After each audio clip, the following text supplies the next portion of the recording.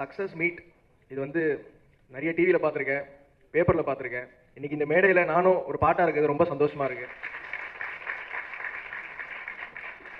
இந்த சக்ஸஸை டேஸ்ட் பண்ணுறதுக்கு 18 வருஷம் ஆயிருக்கு. ஸோ 2006 என்னோட முதல் படம் ரிலீஸ் ஆச்சு,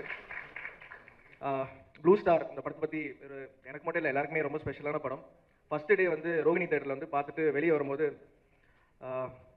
எனக்கு எப்பவுமே ஒரு விஷயம் இருக்குது. வெளியே போகும்போது எல்லாரும் பாண்டியராஜ் சார் பையன் இந்த டேக்லைன் எனக்கு எப்பவுமே சந்தோஷமா இருந்துச்சு. ஒரு டைமில் என்னடா நமக்குன்னு ஒரு அடையாளம் கிடைக்கலையே, எப்போ பார்த்தாலும் அப்பா பேர் சொல்லியே கூப்பிட்றாங்களே அப்படின்ற வருத்தம் எனக்குள்ளே இருந்துகிட்டே இருந்துச்சு.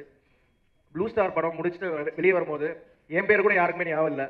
சாம் சாம் சாம் சாம் சாம்னு சொன்னாங்க. உண்மையிலேயே ரொம்ப சந்தோஷமா இருந்துச்சு. அப்போ சாமன் சொன்னோன்னே மீடியா நண்பர் வந்து ஒருத்தர் சொன்னார், ஏங்க அவர் சாம் இல்லைங்க, அவங்க அப்பா தாங்க பாண்டியராஜன் சார் அப்படின்னாங்க.